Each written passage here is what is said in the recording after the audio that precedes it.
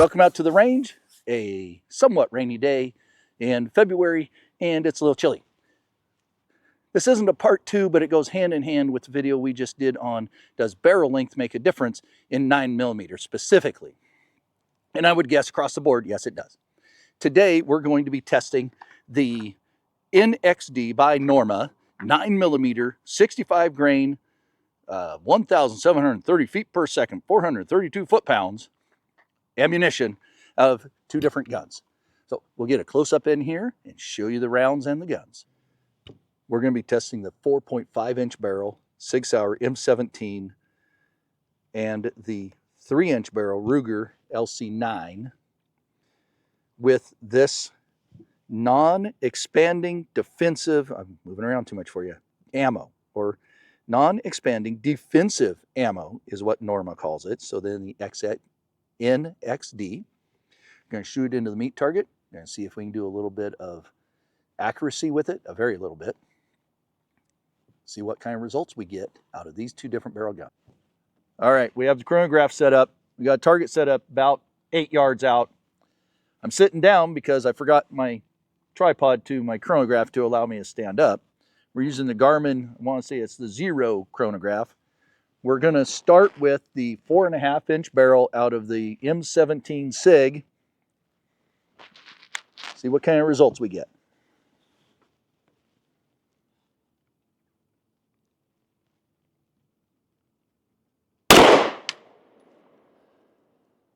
.1735 and 434.6 for foot-pounds.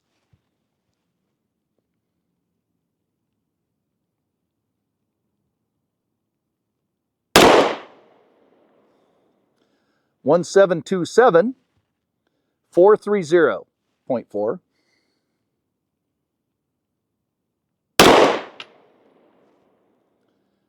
.1764 and then 449.2.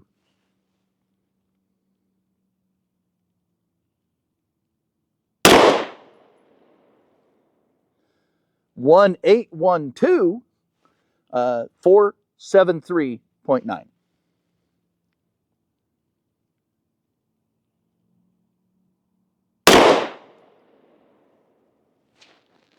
.1815, 475.5. Going to reset the chronograph and go to the LC9. Welcome back. Same drill, same ammo out of the LC9 by Ruger. Here we go.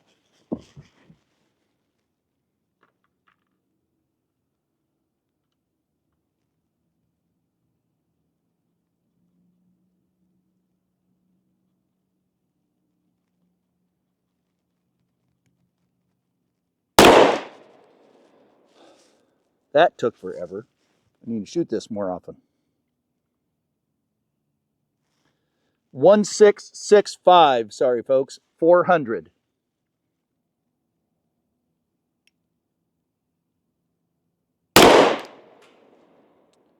1678, 406.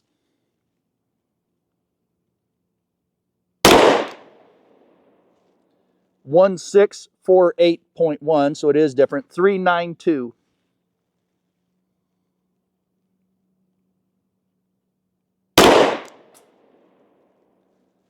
1612, 375.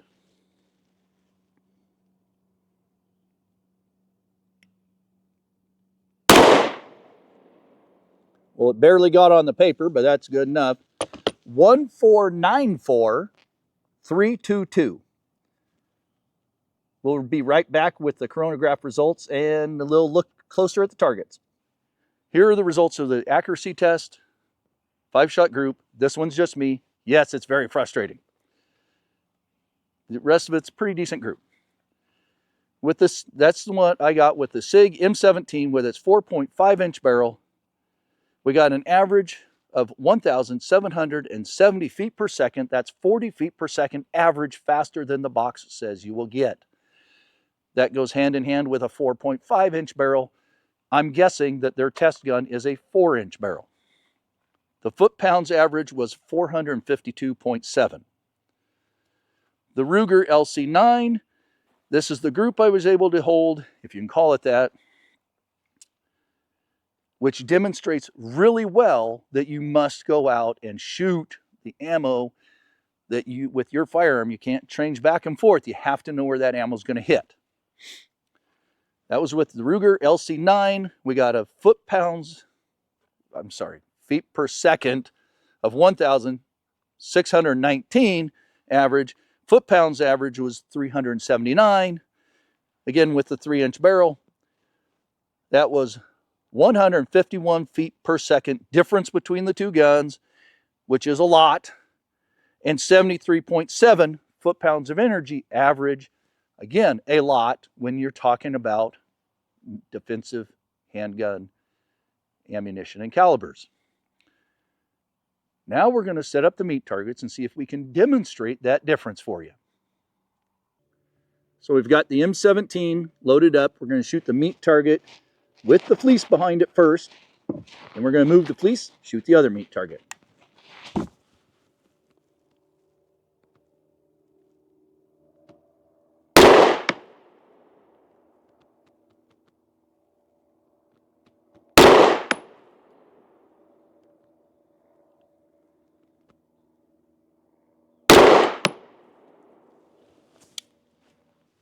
And now the LC9, same ammo, meat target with the fleece behind it.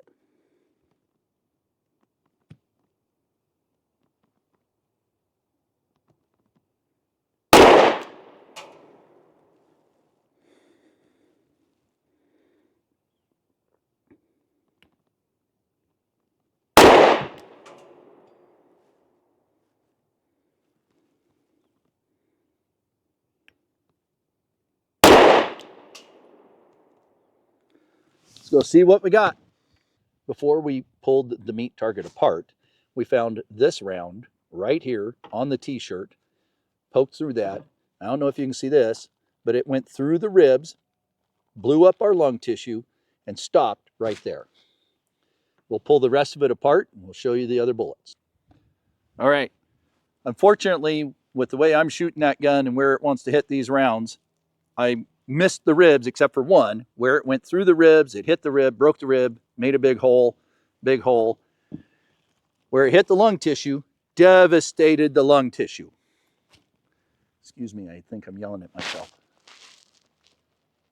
There we go. We did recover 3 of the bullets. We'll get you a close up here in a little bit. The one that hit the ribs and stuff broke in half. These are almost like frangible rounds.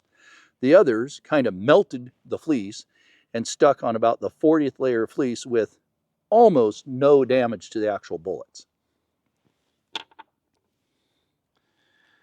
But I'm pretty happy with the way they devastated the orange tissue and stuff.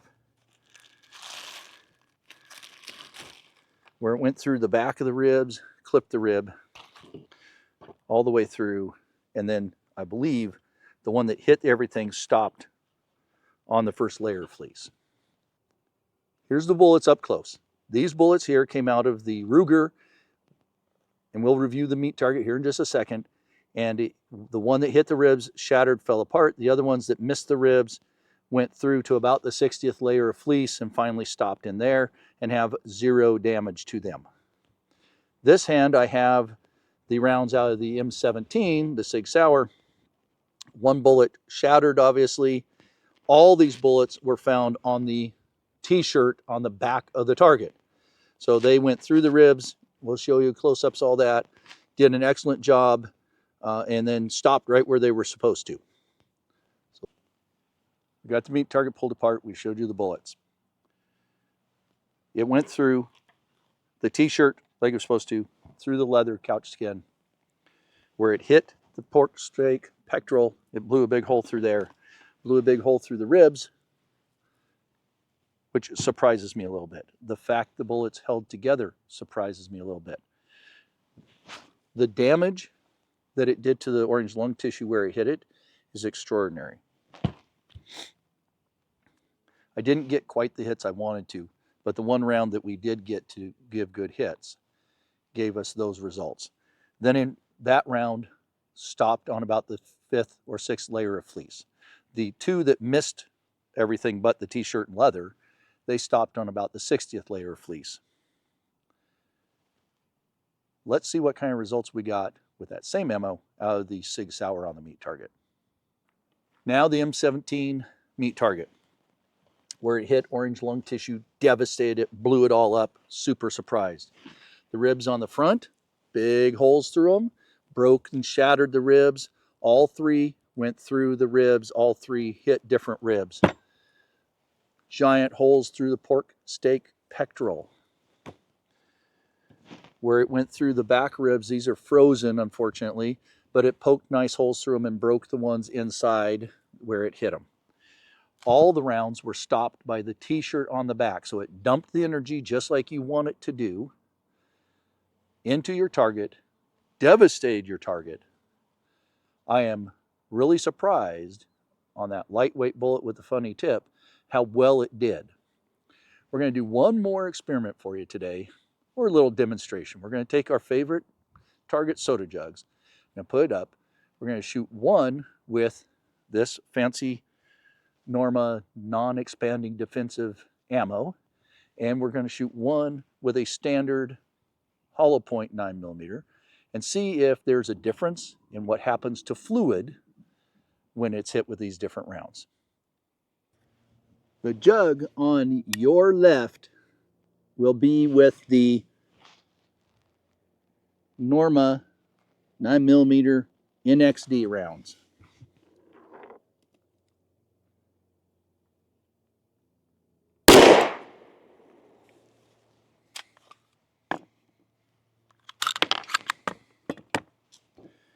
Then we're going to shoot it with 115 grain FXT Hornady Critical Defense, which is a polymer tipped looking hollow point.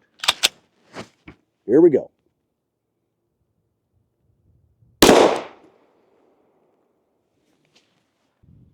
I'm impressed. So here's the one with the 65 grain non-expanding defensive ammo. Here's the entrance hole. Here's the exit hole. Turned it inside out. You saw it. Pretty impressive, to be quite honest with you. And even though it was a little higher, didn't blow the cap off. Here's the one with the Hornady Critical Defense round. Entrance hole, exit hole. It blew the cap off. But as far as damage to the bottle, did okay, but not quite as impressive.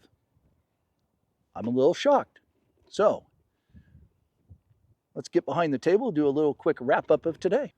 What did we know going into this? We knew that we would get less velocity / speed out of the 3-inch barrel versus the 4.5-inch barrel.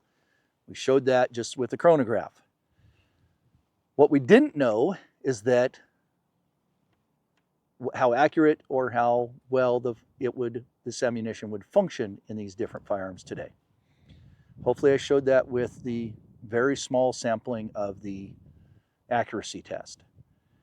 I shoot the M17 better than I do the LC9. That was demonstrated in my groups.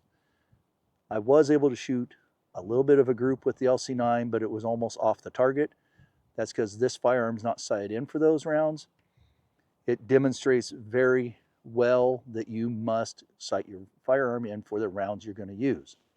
As far as the rounds themselves, we showed that they do impart their energy and they do a lot of damage for having that screwdriver type tip. I don't know their technical name from Norma for it. And being a solid bullet that's 65 grains, I think is a very viable option for your compact, subcompact type guns. It did very well out of the full-size gun. It gave us the energy, it gave us the velocity it said it would on the box. That's usually not what you get. The bullets held together, going through the ribs, going through the lung tissue, etc. I'm very confident had I hit the ribs like I should have with the LC9, that those rounds would have stopped on the back of the t-shirt or the first layers of fleece instead of going as deep as they did. That's on me. We also showed that even with this fancy tip and non-expanding defensive ammo, it did a really good job on the soda jug. I wasn't expecting that. I was expecting it to act more like a solid, especially going as fast as it does. Is this round better than a full metal jacket option? Yes, it is. Is it a viable round for personal defense? Based on today's results, I'd say yes, it is.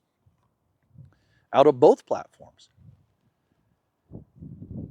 With that, anything I tell you is just my personal experience, things I've shot, watching Paul's videos, and I will link some of those down below on other ammunitions we've tested. So you have to go out and practice sighting your gun for the ammunition you want to shoot, make sure it's going to function, all those things, especially when it's not just a plinking at squirrels gun, it's to defend yourself against 2- and 4-legged predators. So go out, practice, learn how to use your equipment, train with your equipment, so you're always the best prepared in the worst case situations.